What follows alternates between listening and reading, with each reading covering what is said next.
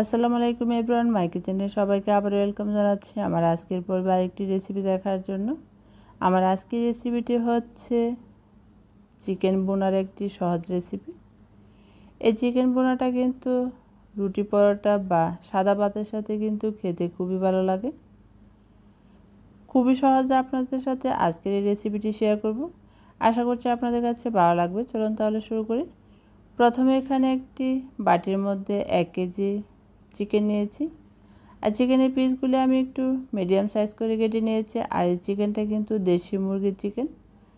তারপরে একটি চুলায় প্যান বসিয়েছি, এর মধ্যে 1/2 কাপ রান্নার তেল দিয়েছি। এর মধ্যে 2টি তেজপাতা, 4-5টি এলাচ, 3টি দারচিনি দিয়ে হালকা একটু ফোড়ন দিয়ে দিচ্ছি। গরম মশলাটা ফোড়ন দেওয়া হয়ে গেছে। এখন এর মধ্যে দিয়ে দিচ্ছি পেঁয়াজ কুচি 1 কাপ। পেঁয়াজ কুচিগুলো কিন্তু আমি ভালোভাবে ভেজে নিচ্ছি। ভাজতে ভাজতে যখন পেঁয়াজগুলো হালকা ব্রাউন কালার চলে আসবে, তখনই এর মধ্যে দিয়ে দিচ্ছি রসুন বাটা 1 টেবিল চামচ, আদা বাটা দিয়ে দিচ্ছি 1.5 টেবিল চামচ। তারপরে এখানে পেঁয়াজের সাথে আদা রসুনটা ভেজে নিচ্ছি। আদা রসুনের কাঁচা গন্ধটা যখন ভাজতে ভাজতে দূর হয়ে যাবে, তখন এখানে সামান্য পরিমাণ পানি অ্যাড করে দিচ্ছি। পানিটা দেওয়ার কারণ হচ্ছে, যেহেতু এখানে শুকনো মশলাগুলো অ্যাড করব, মশলাগুলো পুড়ে যেতে পারে। তারপর দিয়ে দিচ্ছি মরিচ গুঁড়া 1 টেবিল চামচ, হলুদ গুঁড়া দিয়ে দিচ্ছি 1/2 টেবিল চামচ, জিরার গুঁড়া দিয়ে দিচ্ছি 1 টেবিল চামচ,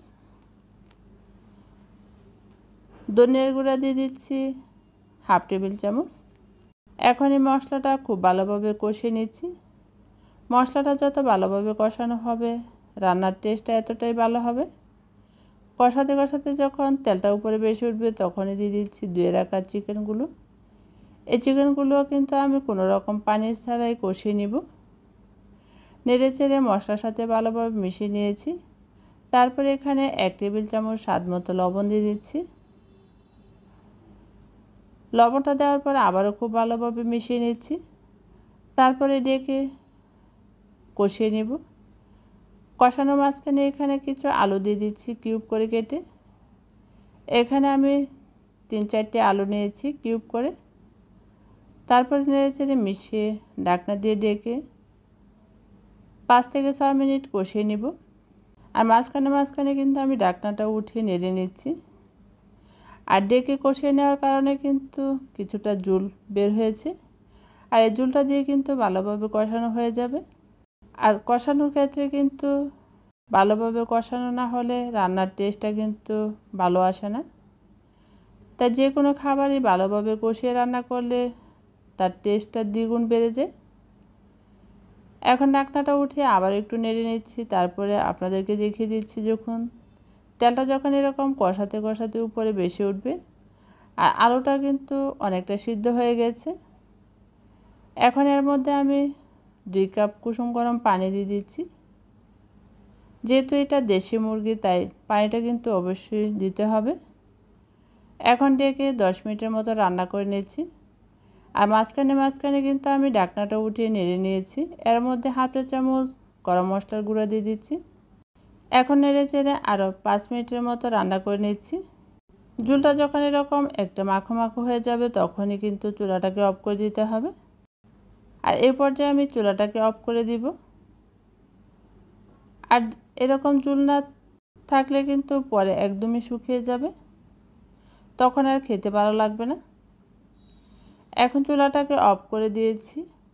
আর চুলাটা অফ করে দেওয়ার পর ঠান্ডা হয়ে যাওয়ার পর কিন্তু ঝোলটা অনেকটা কমে একদম মাখো মাখো হয়ে গেছে, দেখুন। আর দেখলেন তো কত সহজে চিকেন ভুনাটা করে নিয়েছি সামান্য ঘরোয়া মশলা দিয়ে। এখন আমি বাটির মধ্যে পরিবেশন করে এর মধ্যে কিছু পেঁয়াজ বেরেস্তা দিয়ে দিচ্ছি।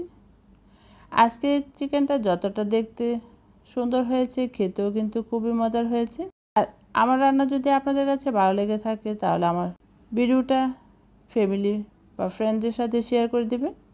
আর আমার চ্যানেলটি সাবস্ক্রাইব করে পাশে অল বাটনটি ক্লিক করে রাখবেন, তাহলে সবার আগে নতুন ভিডিও নোটিফিকেশন আপলোড দেওয়ার সাথে সাথে পেয়ে যাবেন। আবারও দেখাবো অন্য কোনো নতুন রেসিপি নিয়ে। সে পর্যন্ত ভালো থাকবেন, সুস্থ থাকবেন। আল্লাহ হাফেজ।